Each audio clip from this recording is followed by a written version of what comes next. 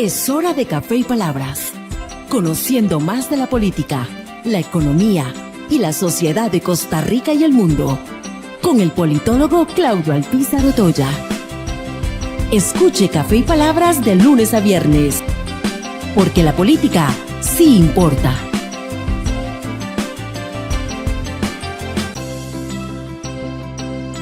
¿Qué tal, amigos? Les saluda Claudio Alpizar Otoya en su programa Café y Palabras, programa que usted puede ver a través de la señal de Tica Visión Radio y Tica Visión Televisión, y también, por supuesto, en nuestro canal en YouTube, donde esperamos que usted se suscriba. Tiene la gran oportunidad de suscribirse y de poder estar recibiendo las notificaciones de nuestros próximos programas, así como también la oportunidad de poder accesar los programas pasados cuando usted tenga gusto de verlos. También estamos en Spotify y les damos la oportunidad que siga el Facebook Live de Café y Palabras en el perfil de este servidor, Claudio Alpizar, o si no, también en el de Café y Palabras.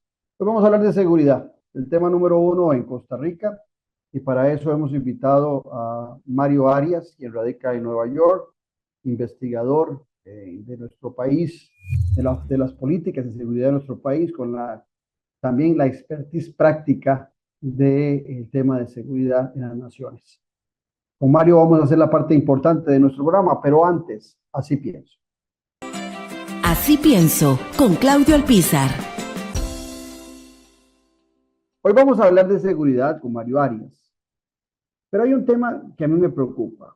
¿Está bien informado usted de cuáles son realmente los problemas de seguridad que estamos viviendo en el país? ¿Y sabe por qué se lo pregunto, oyente o televidente? Porque en una reciente encuesta que en estos días analizamos de la IDESPO, de la Universidad Nacional, me llamó la atención de que todos los entrevistados ponen como el tema número 1, como la gran preocupación, la seguridad de nuestro país. Y paralelamente también, cuando se les pregunta las deficiencias que encuentran más altas en nuestro país, hacen referencia de la seguridad. Y también cuando se les pregunta que si Costa Rica está capacitada, el gobierno, el Poder Ejecutivo de Costa Rica está capacitado actualmente para mejorar la seguridad, dejan ustedes en las encuestas grandes dudas. Entonces, ¿dónde está la preocupación de Claudio? Cuando van a evaluar a los funcionarios públicos y aparece el ministro de Seguridad como el mejor evaluado de la actual administración. Mal como todos, debajo del 7, de los 7 puntos de 10. Pero ese que aparece mejor evaluado. Mi pregunta es, ¿tiene usted claro cuáles son las responsabilidades que tiene el Poder Ejecutivo? ¿Tiene usted claro cuáles son las responsabilidades de la Asamblea Legislativa y del Poder Judicial? ¿Sabe usted realmente qué tan delicado es el tema que están viviendo en muchas zonas del país muchos costarricenses con el tema del narcotráfico y la inseguridad? Pienso que algunos todavía no se han dado cuenta del problema que nos encontramos. Estamos en Café y Palabras porque la política sí importa. En breve volvemos con Café y Palabras, con Claudio Alpizar. A pocos minutos del centro de Ciudad Quesada, usted puede sumergirse en un entorno de naturaleza inigualable. Copelesca Tours le invita a conocer la Reserva Natural Montaña Sagrada. Visítenos y disfrute de un día en completa conexión con la naturaleza.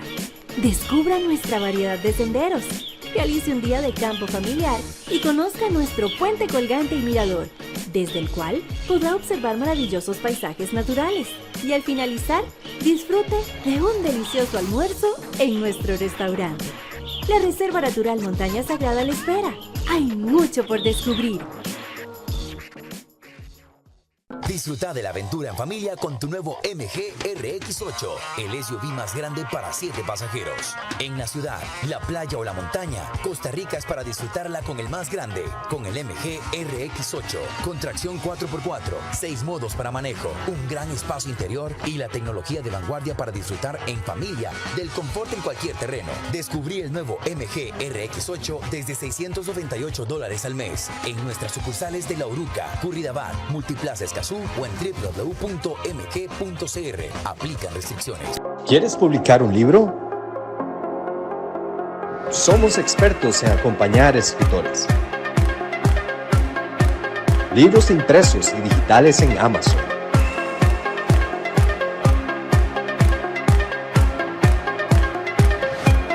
Contáctenos jadecr.com. Editorial Jade. Publicamos para el mundo. Ya a la venta, el nuevo libro del politólogo Claudio Alpizar Otoya. Gobernabilidad y gobernanza, fuentes del desarrollo democrático de la nación. Un libro para comprender la diferencia de dos conceptos claves, que son dos caras de una misma moneda. Gobernabilidad y gobernanza, fuentes del desarrollo democrático de la nación. A la venta en las librerías de la Universidad de Costa Rica y en librerías internacional. También lo puede buscar y adquirir en Amazon. ¿Qué tal, amigos y amigas? Espero se encuentren muy bien. Quiero invitarlos para que nos acompañen todos los domingos a ser las 8 de la noche aquí en Ticavisión en Noches sin Tregua. Estamos en nuestra temporada número 13. 13 años de hablar de política con P mayúscula y de tenerlo a usted informado para que esté al tanto de lo que pasa en Costa Rica y en el mundo. Recuerde, domingos, 8 de la noche, aquí en Ticavisión y también en el canal de YouTube de Noches sin Tregua. Un abrazo.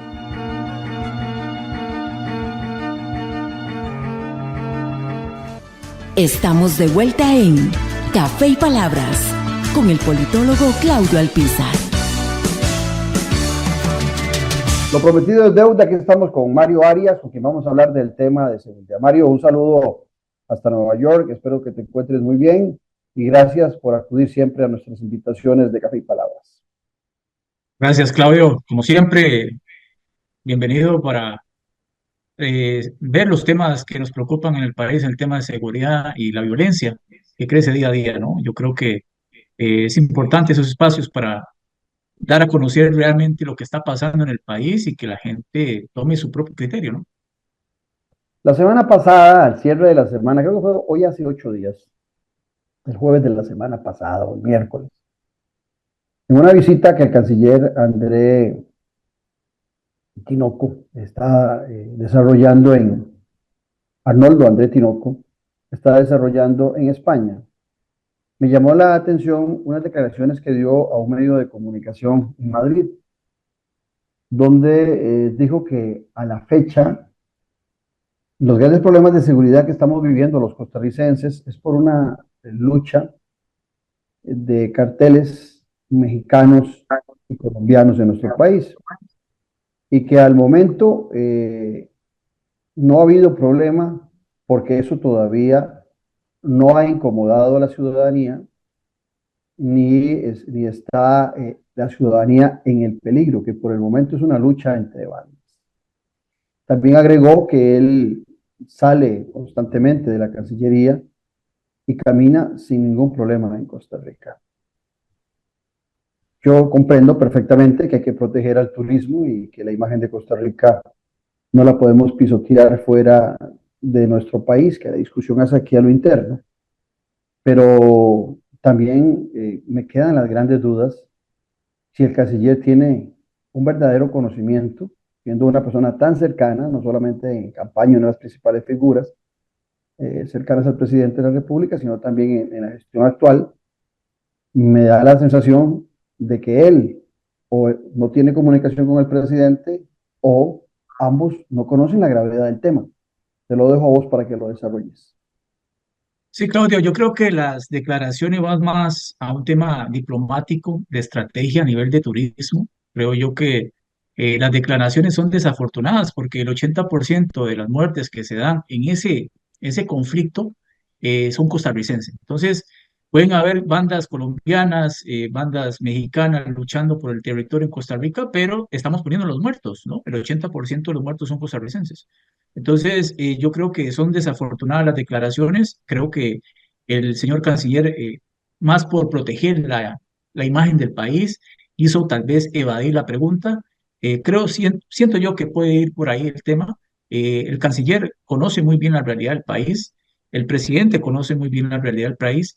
Lo que pasa es que no nos hemos comprometido a aceptar que estamos en un problema.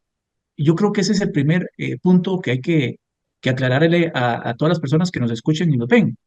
El problema es muy grande, ¿no? Y eso no es un problema de la administración Chávez, sino que viene de muchas administraciones. Pero como vamos a ir en transcurso de la entrevista, vamos a ir viendo por qué se ha deteriorado el tema de la seguridad, por qué los proyectos de ley no son tan efectivos, por qué los daños colaterales han aumentado, la tasa de delitos contra la propiedad ha aumentado. Todo esto, ¿verdad? Viene a raíz de una descomposición a nivel social. Creo yo que las políticas públicas en temas de seguridad no han sido efectivas desde Guillermo Solís, que no presentó ningún proyecto en temas de seguridad profundo, ni a la administración de Alvarado, y en la administración de Rodrigo Chávez, el primer año no se presentó ningún proyecto relacionado con el tema de seguridad, ¿no? Y para hacer un recuento, hasta en abril se presentan 5 proyectos y de esos 5 proyectos, 3 proyectos están mal redactados o prácticamente tenían problemas de constitucionalidad, ¿no? Así lo dijo Servicios Técnicos de la Asamblea, ¿no? Posteriormente pasa el tiempo y hay una discusión en el 4x3, ¿te acuerdas? El 4x3 y después también hubo un convenio para en vía rápida aprobar la ley de jurisdicción de delincuencia organizada, ¿no? Entonces, el primer proyecto que en esta administración fue ese, ¿verdad? Por parte de la Asamblea Legislativa. Entonces, pasaron prácticamente año y medio sin realmente ver cuál era la hoja de ruta en el tema de seguridad del país, porque el país le ha apostado a proyectos de ley, solamente, ¿verdad? Y la gente piensa que, o los diputados, o el Poder Ejecutivo, o los 3 poderes piensan que creando proyectos de ley vamos a solucionar el problema de sicariato en Costa Rica, ¿verdad? Uno de los grandes problemas que tenemos de violencia. Y yo creo que, Claudio, esa no es la hoja de ruta correcta. Yo creo Ujú. que vamos a ir desmenuzando, ¿verdad? ¿Qué es lo que ha pasado con estos proyectos de ley y por qué estamos en esta crisis que nos lleva a un tema muy profundo en los problemas estructurales que tenemos en el país? Antes de entrar a esos detalles, quiero hacer un marco de referencia y aprovecharte a vos en tu conocimiento, porque también la semana pasada, el 4 de abril, el embajador en Costa Rica de la Unión Europea, Pierre-Louis Lempereur, dejó referencia de que estaban la Unión Europea muy interesada en conversar con las autoridades costarricenses para ayudar a ofrecer su conocimiento y cooperación en una estrategia integral para combatir la penetración del narcotráfico.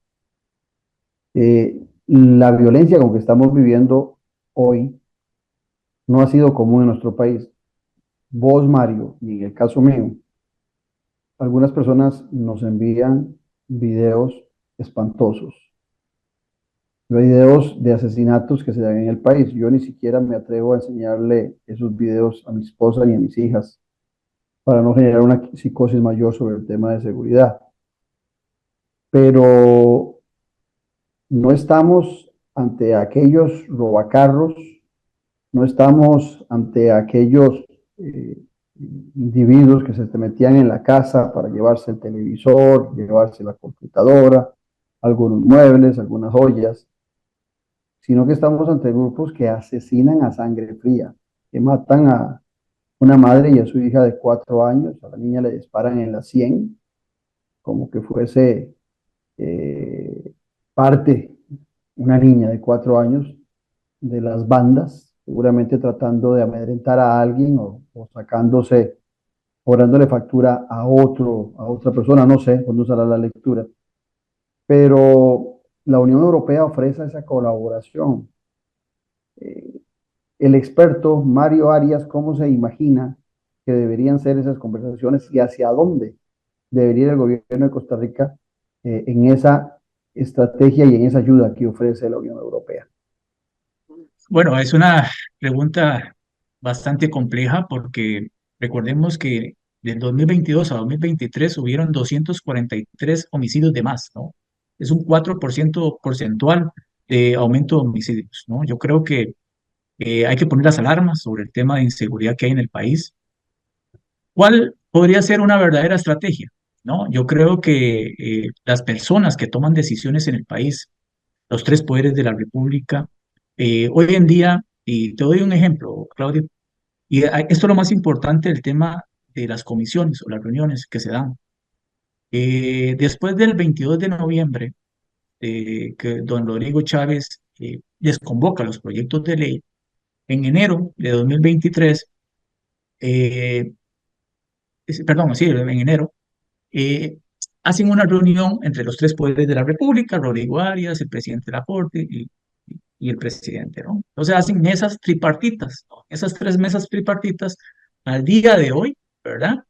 Se han desarrollado 37 proyectos de ley. Bueno, propuestas de proyectos de ley.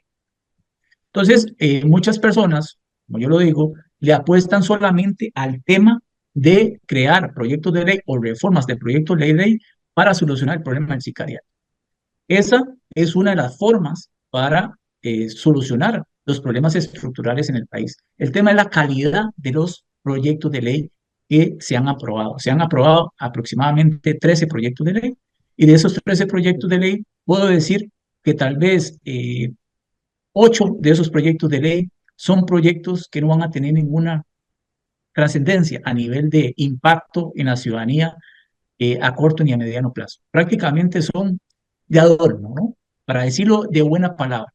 Los otros proyectos de ley son proyectos de ley importantes, pero vienen a solucionar algunos problemas que tiene el Poder Judicial, pero en contexto, la estrategia como ha desarrollado el Estado como tal, los tres poderes de la República, no es el camino correcto. Entonces, vienen iniciativas, Colombia, el mismo Estados Unidos, el mismo la Unión Europea, con propuestas y qué es lo más importante en una verdadera estrategia de seguridad, ¿verdad? Yo creo que hay que definir cuál es el problema. Y el gran problema, Claudio, y lo voy a decir y siempre lo voy a repetir en todas las conferencias que dé, el gran problema es la economía criminal organizada, el desbaratamiento de la economía criminal. ¿Qué significa esto? De los 13 proyectos de ley aprobados en el Congreso, ningún proyecto de ley está relacionado con legitimación de capitales o con la lucha de desbaratar esa economía criminal. Entonces, Así es. si el oxígeno del crimen organizado es el dinero, ¿verdad? Entonces, si no atacamos el dinero, obviamente esas actividades criminales, no solamente narcotráfico, trata de personas, aloción, evasión fiscal, tráfico de armas, venta de cigarrillos clandestinos, un montón de cosas que se dan dentro del marco del crimen organizado, genera mucho dinero, ¿no? Muchísimo dinero. El gota a gota, etcétera, etcétera. Ese dinero se tiene que meter al sistema bancario nacional, ¿no? O internacional, en muchos casos. ¿Qué significa eso? Nosotros tenemos que luchar para desarticular los grupos criminales y debilitarlos. ¿Y cómo los podemos debilitar? Cortándoles el dinero. Una de las mayores estrategias que han venido desarrollando Chile, en este caso Chile, que ha venido impulsando estos proyectos, es desbaratar esa economía criminal organizada. Costa Rica no hemos dado ni la discusión de hacerlo, ¿verdad? Recuerda, hace años la ley de extinción de dominio ha sido satanizada en Costa Rica, pero existe una ley de capitales emergentes, y ahí está, que Correcto. prácticamente no se ha desarrollado como tal y que se puede utilizar. Entonces, si vamos a traer una verdadera estrategia, porque yo creo que el país no necesita de gente extranjera para decirnos qué tenemos que hacer. Yo creo que Costa Rica tiene grandes expertos, muchísimos expertos, y que sabemos qué es lo que hay que hacer, ¿no? Muchas personas conocemos la problemática real que hay, y una de las grandes problemáticas es esta. Podemos contratar todos los policías del mundo, traer los mejores expertos del mundo, pero si realmente no le ponemos freno a esa economía criminal organizada y le hace tanto daño al país que fomenta la violencia, prácticamente cualquier estrategia va a ser perdida o los proyectos no van a generar impacto. Y aquí lo más importante, Claudio, es que los proyectos generen impacto. Y uno de los más importantes, creo yo, que es poner ese freno a esa economía, ¿no? Y es lo que le da oxígeno, ¿verdad? Qué interesante, Mario. Qué interesante lo que estás planteando. Aquí se discutió mucho la ley de extinción de dominio y hubo mucha oposición. Inclusive algunas personas económicamente muy poderosas decían que les preocupaba mucho que esa extinción de dominio que se planteaba para el narcotráfico fuera utilizada a manera de sacada de clavos de alguien queriendo acusar a una persona de que sus recursos venían del narcotráfico, que les preocupaba también que se extendiera la extensión de dominio, que es quitarle propiedades, automóviles, dinero a las personas cuando no logran justificar esos ingresos, que eso se utilizara en el marco de una cacería de brujas. ¿Qué opinión te merece a vos ese comentario? Yo creo que es infundado, Claudio, porque recuerde que cuando se aprueba una ley, la ley empieza a regir en el momento, no es retroactiva, ¿verdad? Entonces, es tal vez un sabotaje, un rumor, ¿verdad? Pero si se aprueba una ley hoy, esa misma ley no va a perseguir esos bienes anteriores, ¿verdad? Va a perseguir los bienes inscritos a partir de la fecha. Entonces, yo creo que esas discusiones o la gente no realmente no está enterada de realmente cómo funcionan las leyes en Costa Rica, pero no habría retroactividad de la ley. Entonces, ¿qué significa esto? Si se aprueba una ley como estas hoy, empieza a regir de hoy ese proyecto de ley y obviamente se puede, desde luego, luchar contra este tipo de fenómenos. Pero en este caso, la ley de capitales emergentes lo puede hacer, ¿verdad? No hay diferencia. Entonces, para mí, crear un proyecto de ley como ley de extinción de dominio no es razonable en estos momentos porque ya tenemos una ley robusta, ¿verdad? Y esa ley robusta puede generar ese tipo de acciones. Hay que fortalecer la 8204, la ley de lavado de dinero en Costa Rica, del ICD, ¿verdad? Entonces, cuando realmente tenemos que informarle a la gente qué es lo que se va a hacer, ¿verdad? En tema de este tipo de capitales, ¿verdad? Emergentes que salen, ¿cómo los vamos a luchar? ¿Cómo vamos a darle trazabilidad, Claudio? Es que es lo más importante, ¿verdad? Ya cuando el dinero entra al sistema bancario nacional, es muy difícil poder dar trazabilidad. Prácticamente, ¿qué impone el delito? ¿Verdad? Entonces, muchos de los países, y te lo digo yo a vos, usted como politólogo, como el expresidente Toledo pudo meter 20 millones de dólares al sistema bancario costarricense. 20 millones. Entonces, si vamos personas a pie a depositar más de 10.000 dólares, nos piden un montón de documentos, ¿verdad? Diga, sí. ¿Me explico? Entonces, ¿qué es lo que pasa en Estamos hablando grandes evasores del expresidente peruano. peruanos? Sí, Exacto, sí, el para presidente, aclararle a quienes nos están sí, oyendo. el expresidente Toledo, peruano, que pudo lavar 20 millones de dólares en Costa Rica, ¿verdad? Ingresó a un sistema bancario, excelente. Está bien, ¿verdad?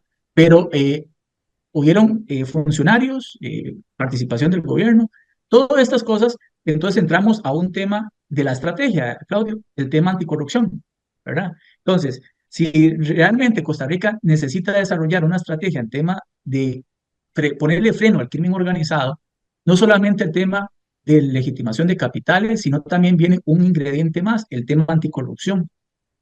Dentro de los 13 proyectos de ley o los 37 propuestas que hay en el gobierno, bueno, en el Congreso, ninguna viene a luchar contra la anticorrupción, propuestas anticorrupción, ¿verdad? En las instituciones públicas. Entonces, sería un siguiente ingrediente. Entonces, en una estrategia, una verdadera estrategia, luchar, darle freno a la economía criminal, traer el tema anticorrupción y también, obviamente, fortalecer los cuerpos policiales en métodos de investigación, ¿verdad?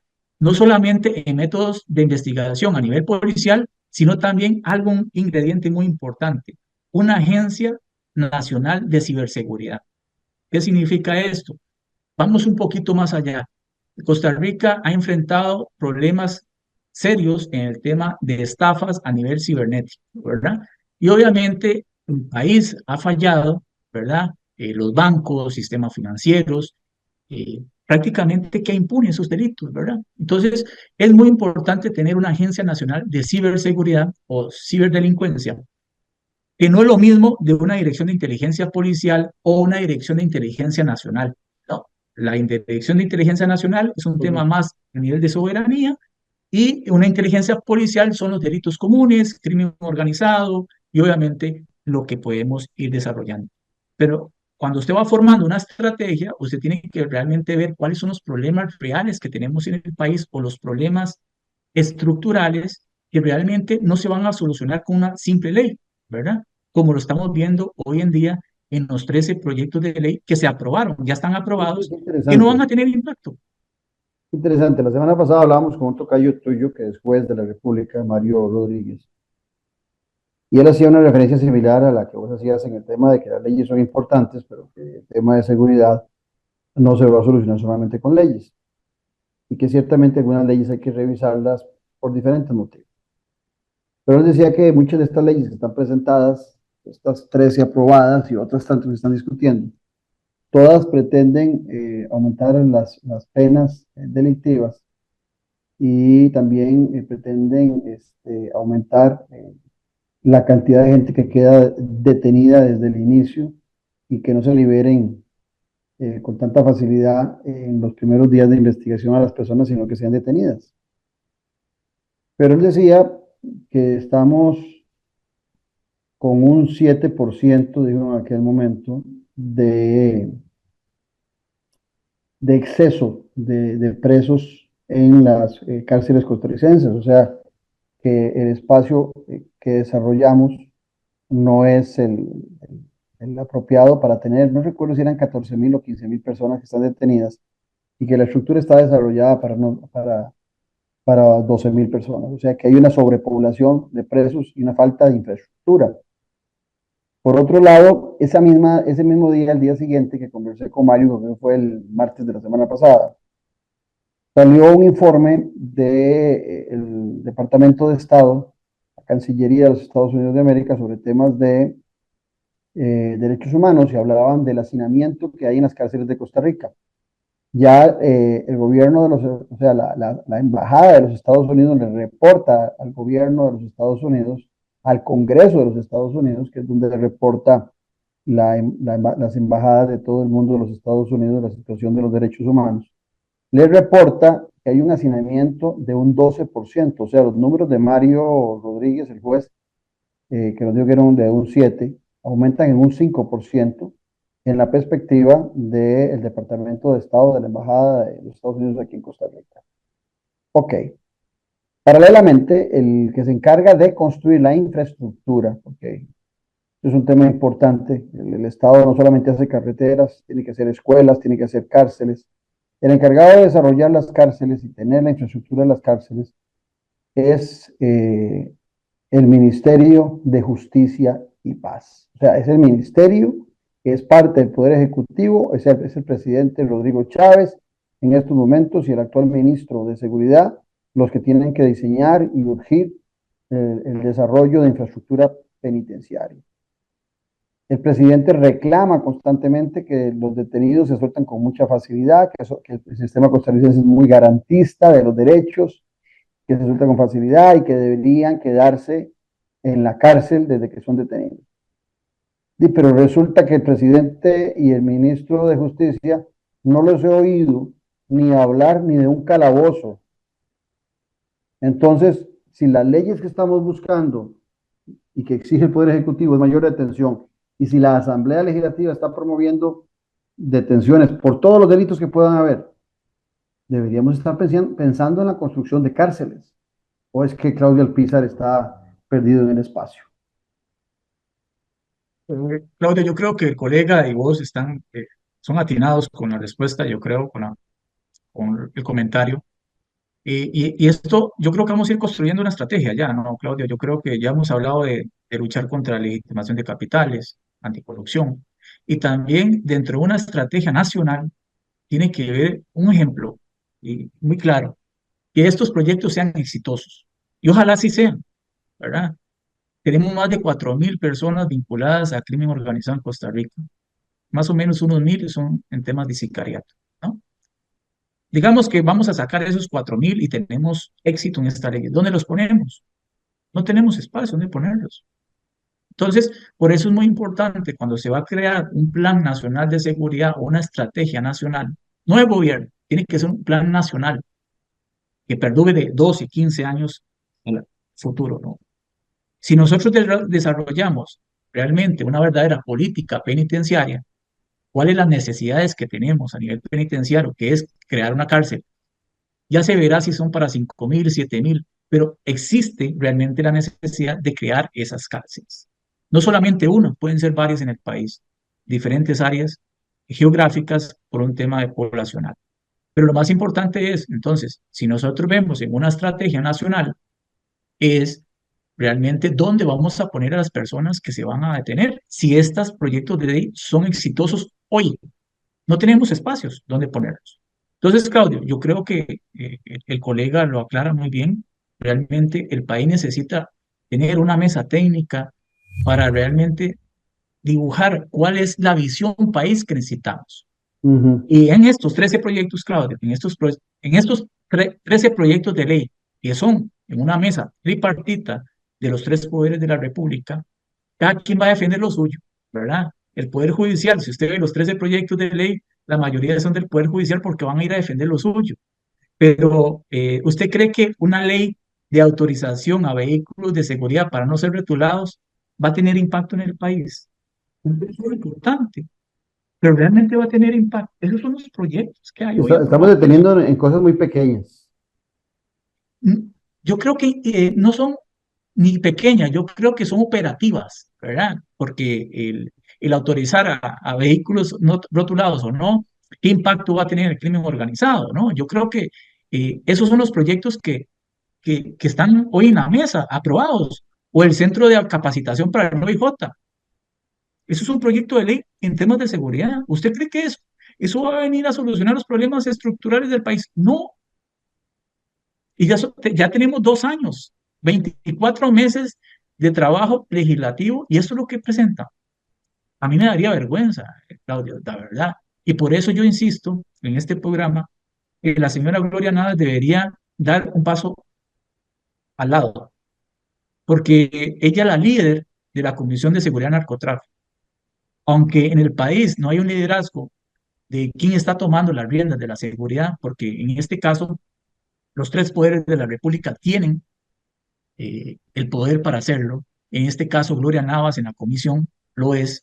Pero presentar estos proyectos, Claudio, yo creo que es una bofetada para todos los ciudadanos. Y todos tenemos el derecho de reclamar, tenemos derecho, ellos son los representantes nuestros en las asambleas Pero Mario, aquí legislativas. tengo voy a hacer del abogado del diablo.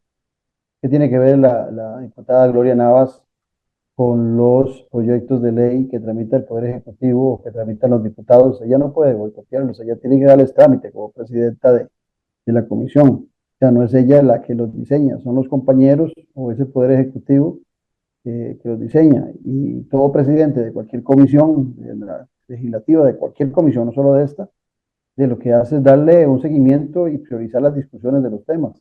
Tiene esas potestades, pero al final de cuentas no es ella quien decide si el tema es importante o no es importante, si lo apruebo o no lo apruebo, sino que son cada uno de los diputados con voz y voto en cada una de las comisiones. Claro. ¿Por qué usted cree, Claudio, usted que es politólogo, usted cree, por qué es tan importante ser presidente de la Asamblea Legislativa? ¿Por qué? Porque es el director de orquesta. Es lo mismo que pasa en la Comisión de Seguridad y Narcotráfico. La directora de orquesta es Gloria Navas. Y Gloria Navas tiene la potestad para darle continuidad a ciertos proyectos, tiene un margen diferente para poder concretar proyectos reales, no proyectos como crear un centro de capacitación para el OIJ. Es importante, tal vez sí, pero no vienen a solucionar los problemas. Entonces, hay una mesa tripartita. En esa tripartita está Natalia Díaz por el Poder Ejecutivo, Gloria Navas en la Asamblea Legislativa y está el fiscal general por el Poder Judicial y la Corte, ¿no? Cada uno va a ir a defender lo suyo. Y si usted ve los proyectos de ley aprobados, la mayoría son del Poder Judicial. ¿Por qué? Porque defienden lo suyo. Entonces, quiere decir que hay una división fuerte entre la Asamblea Legislativa y el Poder Ejecutivo. Si usted ve los proyectos de ley aprobados para el Poder Ejecutivo, prácticamente son nulos.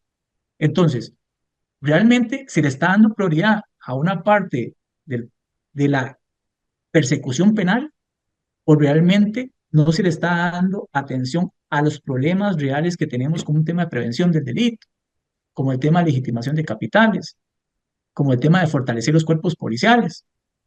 ¿Sabe quién fue el que propuso el proyecto de ley para asignarle los recursos de las personalidades jurídicas? Fue el Frente Amplio, ¿verdad? No fue ni el Poder Ejecutivo, ¿verdad? Entonces, hay proyectos de ley que son relevantes, pues ya son proyectos existentes. Ese proyecto de ley de garantizar el dinero a personas jurídicas ya existía, ¿verdad? Entonces, ¿por qué digo yo que Gloria Navas debería dar un paso al lado? Porque realmente, si usted se pone hacer una valoración de los proyectos de ley no concuerdan con la realidad del país. Claudio, si usted está en un trabajo a nivel profesional, gerencial, y usted ve esos resultados, le despiden inmediatamente, porque los resultados son Sí. paupérrimos. No, no, sí Claudio, es coincido que con vos en la necesidad de mayores resultados de algunos de mejores proyectos en la Asamblea Legislativa, pero no coincido en lo de las comisiones, porque no es a la presidente de cada comisión a que le compete qué se discute y no qué se discute. Esas agendas se definen ahí.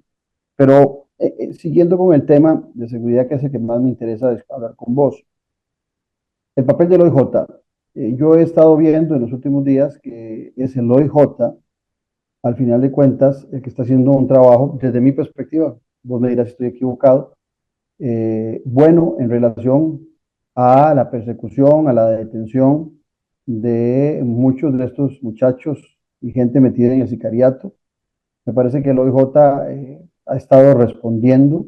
Vos decías antes de la problemática o de la instrucción que deberían tener los policías, y me imagino que también los del OIJ lo tienen claro, en la recabación de pruebas, porque en muchas ocasiones la gente que es detenida no queda bajo cárcel preventiva por el tema en muchas ocasiones de que las pruebas no son contundentes para poder tomar esas decisiones. En este espacio, ¿cómo está preparada la policía costarricense y qué te parece el papel del OIJ en estos casos? Claudio, yo creo que gracias al OIJ no llegamos a problemas más graves en el país. Yo creo que el tema de la incursión del OIJ en Limón, más que todo en grupos criminales fuertes, ha sido buena. Lo que pasa es que si lo vamos a ver por números, yo creo que hace 10 años no eran las mismas estructuras criminales y tienen el menos personal, ¿verdad? Entonces yo creo que el OIJ tiene que fortalecer en sus métodos de investigación, ¿verdad? Y obviamente desarrollar nuevas técnicas para desarticular esos grupos criminales. Lo vimos en enero, ¿verdad? Y hubo una incursión por prácticamente casi un mes en Limón, donde prácticamente no se dieron homicidios. Entonces, eso puede decir también que el tema de fortalecer los cuerpos policiales con más presencia es importante, pero a la gente hay que hablarle con claridad, ¿no? Yo creo que ahora el gobierno anunció que iban a abrir, se iban a graduar más de 1.000 policías, pero el país registra más o menos 50 policías mensuales que renuncian. Entonces, si vemos los números, prácticamente estamos reponiendo lo que se va. Entonces, el crecimiento de la policía no hay crecimiento policial. Entonces, esos temas son muy importantes a la hora de decirle a la gente, bueno, sí, estamos contratando 1.000 policías, pero se nos han ido 1.200, entonces apenas nos alcanza para reponer. Entonces, esa presencia policial, Claudio, es mínima en diferentes lugares del país, donde la policía puede durar 30, 40 minutos para llegar a una emergencia, ¿no? Yo creo que fortalecer ¿Cuánto, los cuerpos.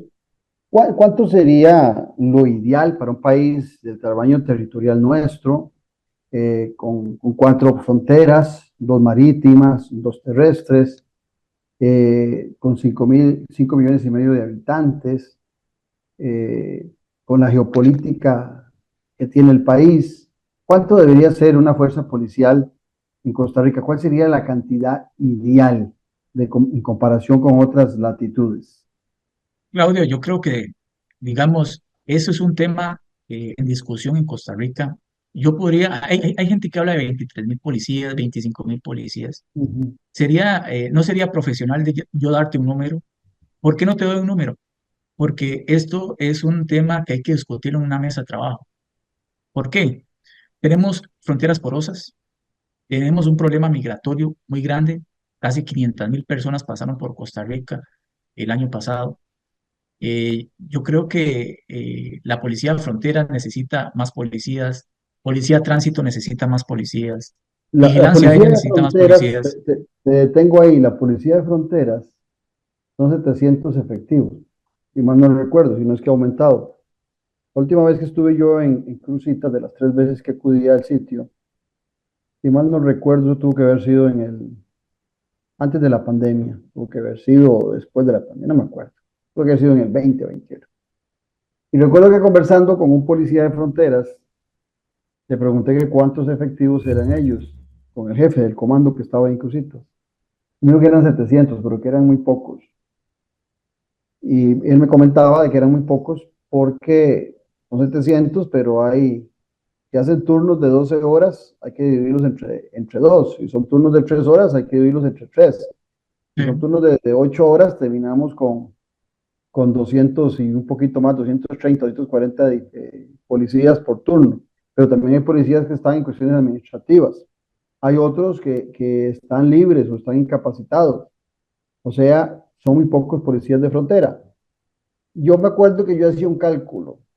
Nosotros tenemos aproximadamente, si mal no recuerdo, un poquito menos de 700 kilómetros lineales de frontera, sumando la línea fronteriza con Nicaragua y la línea fronteriza con Costa Rica. Estoy hablando solo de fronteras terrestres, no estoy hablando de los mares.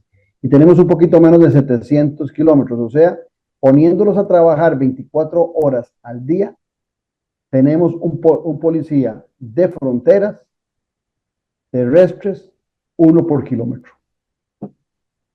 Antonio, yo creo que no hay que apostarle solamente al recurso humano. Yo creo que la tecnología viene a jugar un papel importante. Hay que invertir mucho en tecnología, en un C5, un centro comando de atención, ¿verdad? Importante, donde venga a desarrollar nuevas técnicas de investigación.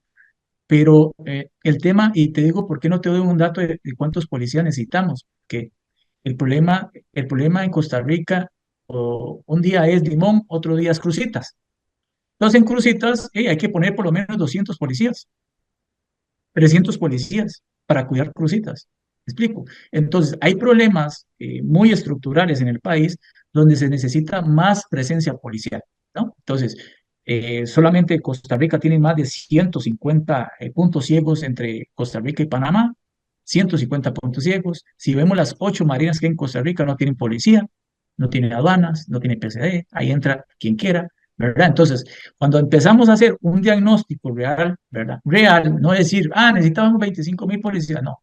Realmente es, ¿qué es lo que necesita vigilancia aérea? ¿Qué es lo que necesita cada cuerpo especializado para dar por lo menos una presencia básica en temas de seguridad? Y eso no lo hace el Entonces, Ministerio de Seguridad.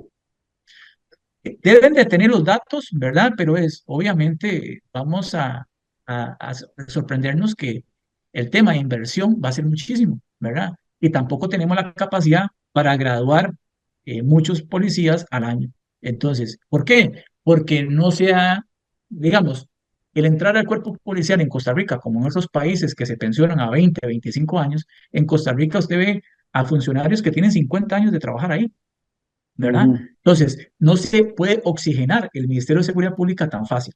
Entonces, hay que también buscar nuevos modelos para atraer. Si tú te acuerdas, cuando iniciaron las universidades y un gran avance para muchos de nuestros conocidos son profesores, ¿verdad? Ujú. Se les dio un incentivo, ¿verdad? Pensionarse, entraron a un régimen de pensión muy satisfactorio y posteriormente ellos ahora están pensionados. En eso, la policía tiene que ir cambiando un modelo diferente, un nuevo modelo de seguridad del país, donde la persona diga, mira, yo quiero ser policía, me encantaría ser policía porque tengo estos beneficios. Tengo una carrera policial, me Correcto. puedo pensionar joven, puedo estudiar en una universidad gratis, etcétera. Un montón de beneficios. Pero hoy no es atractivo entrar al cuerpo policial y por eso es muy difícil llenar esas plazas. Mario, antes de esta conversación, días pasados, vos muy amablemente, me compartiste unos números que les titulaba los numeritos, que los números hablan de una crisis en Costa Rica. Y así es un análisis comparativo de las tasas de crimen del 2020 al 2023, eh, que le para a uno los pelos, en el caso mío los que me quedan, y, y por otro lado enciende las alertas de alarma. Me gustaría que compartieras esos números y hicieras el análisis de los mismos en estos 10 minutos que nos quedan, si es posible, con la audiencia que nos oye y la que nos ve. Claro, claro. Recordemos que también el tema de los homicidios es un tema grave en el país, pero también hay otros delitos, ¿verdad? Que golpean a la ciudadanía, que casi no se habla, ¿verdad?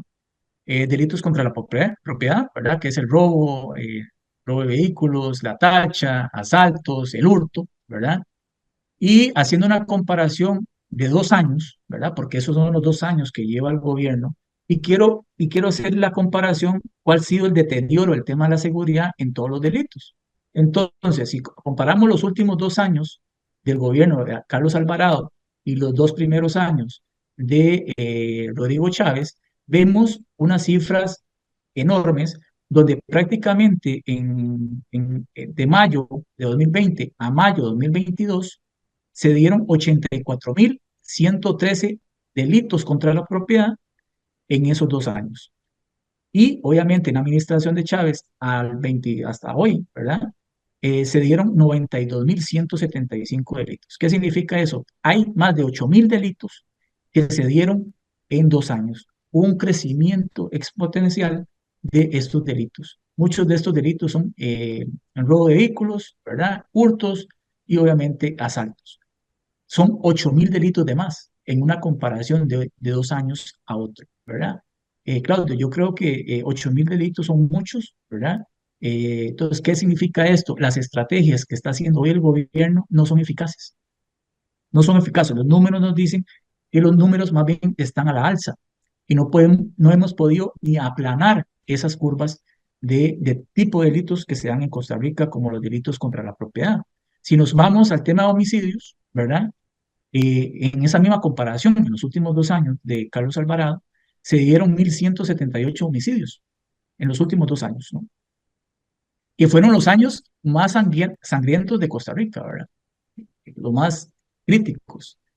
Pero si lo comparamos a los 2 primeros años de Rodrigo Chávez, tenemos 454 homicidios de más. Ojo, casi los homicidios que se dieron en el 2011, todo el 2011. Entonces, ¿qué significa esto? Hubieron 1.632 homicidios en los 2 primeros años de la administración de Chávez. Y en las últimas 2 años de la administración de Carlos Alvarado, 1.178. Eso es una cifra gigantesca, Claudio. Supuesto. Son muchos delitos que se dieron. Y algo muy importante que yo tuve el gusto de escucharla con el colega del Poder Judicial. Recordemos que casi el 55-60% de los homicidios llegan a esclarecerse. Hay casi el 40% de los homicidios que han impunes en Costa Rica. Casi el 40%. Quiere decir que hay muchos delitos, daños colaterales, personas inocentes que murieron y no se les pudo hacer justicia. Eso es lo más importante de un país, hacer justicia. Y en Costa Rica, prácticamente el 40% de los delitos no se hace justicia, quedan impunes. Eso es lo doloroso, Claudio. Y esos homicidios que quedan sin esclarecer o sin condena, tener la información de por qué sucede eso, por falta de recabar pruebas, por habilidad de los defensores, ¿dónde está ese 40% de homicidios no tengan culpable y condena? La carga de trabajo, Claudio, la carga de trabajo de los investigadores del OIJ, ¿verdad? A veces muchos de ellos se dedican a recolectar indicios, notificar, protección a víctimas y testigos, ¿verdad? Realmente no hemos dado el salto realmente a crear como una agencia como la FBI, ¿verdad? Que realmente una unidad totalmente dedicada al tema de investigación, desarticular estos grupos criminales y obviamente seguir los rastros. Yo creo que hay mucho que hacer, se ha hecho grandes esfuerzos, sí, pero todavía la impunidad en Costa Rica es muy alta. Y algo que también nos sorprende que va ligado al tema de seguridad son las muertes en carretera, Claudio. Yo creo que en el 2021 tuvimos 365 muertes en carretera, en el 2022 tuvimos 472 muertes por carretera y en el 2023 tuvimos 517 muertes en carretera. ¿Qué significa eso? También hay una violencia en las carreteras, pero lo apuntamos. ¿Cuántos oficiales de tránsito necesitamos también para prevenir algún tipo de accidente? Muchísimos. ¿Cuántos necesitamos? 1.000, 2.000. Eso se necesita crear una mesa técnica. No es decir, vamos a crear porque a mí se me antojó decir 2.000. No, realmente, ¿cuál es la necesidad? ¿Cuál es el presupuesto que tenemos? ¿Y cuál es la capacidad operativa que puede tener el país para contratar estos policías de tránsito, ¿verdad? Entonces, las necesidades en todos los cuerpos policiales son reales, ¿no? Y algo muy importante, Claudio, que es el tema de, y esto es lo más doloroso que veo en los datos, es el tema de la alza de víctimas colaterales. La alza de víctimas colaterales en el 2021 fueron de 7 personas o niños, personas adultas, que fueron víctimas por un intercambio de disparos o estaban en un lugar que realmente les hizo perder la Equivocado. vida. Exacto. En el 2022 subió a 18 personas víctimas de daño colateral y una sorprendente cifra en el 2023 de 52 víctimas colaterales. De 2 años que hemos pasado en esta administración, llegar a 52 personas que realmente deberían estar vivas hoy, como la niña de 4 años que mataron de manera salvaje. Yo creo que Sin esos duda. son los resultados que tenemos hoy, ese es el reflejo que tenemos hoy de los proyectos de ley que se hacen, Claudio. Es que esto no es nuevo, esto es un proyecto, estos proyectos de ley, ¿verdad? Y algunos de esos proyectos de ley, Claudio, vienen de la legislación pasada, no son proyectos nuevos. Algunos proyectos de la ejecución de la pena vienen de proyectos de la asamblea pasada. Entonces, realmente los proyectos de ley vienen a solucionar que estas personas no mueran en la calle. Entonces, hoy tenemos más posibilidades de morir que en el 2021 por un daño colateral. Y yo creo que estos datos son importantes que la gente lo sepa, porque esto no es un tema político, esto es un tema técnico. Y realmente tenemos que pedir cuentas a los diputados, a los tres poderes de la República, si realmente las acciones que se están haciendo vienen a ayudar realmente a la seguridad del país y a la violencia. Y en el caso particular para terminar, ya nos queda muy poco tiempo, Mario, lastimosamente, nos quedan 3 minutos. Eh, ¿qué podríamos rescatar de lo que ha estado haciendo el Poder Ejecutivo? Que también para aclararle al ciudadano, las medidas inmediatas están en manos del Poder Ejecutivo. Las medidas de mediano plazo están en el Poder Judicial cuando obliga a cumplir las penas y cuando tiene lo que le corresponde, en el caso de los IJ y demás, en su acción. Y las medidas de largo plazo estarán siempre en la Asamblea Legislativa, porque las leyes no se aprueban a golpe del tambor ni de la noche a la mañana. Entonces hablemos del Poder Ejecutivo. ¿Qué cosas están haciendo bien y qué cosas urge que estén haciendo de inmediato bien? Claudio, yo creo que la persona que pueda leer este documento se da cuenta de que realmente el Poder Ejecutivo no ha tenido una relevancia directa con el tema de creación de proyectos de ley. Los 5 proyectos de ley fueron desconvocados porque estaban mal redactados, etcétera, etcétera. Correcto. Pero yo creo que hay un bloqueo por parte de la Asamblea Legislativa al Poder Ejecutivo. Eso lo digo por los datos que estoy viendo. No es que Mm. realmente el Poder Ejecutivo ha intentado hacer algo en el tema de seguridad, pero prácticamente, como dice uno, se dio un paso para atrás y le dejó la responsabilidad a la Asamblea Legislativa y al Poder Judicial. Y estos son los resultados que tenemos. Yo creo que el presidente se cansó de luchar contra.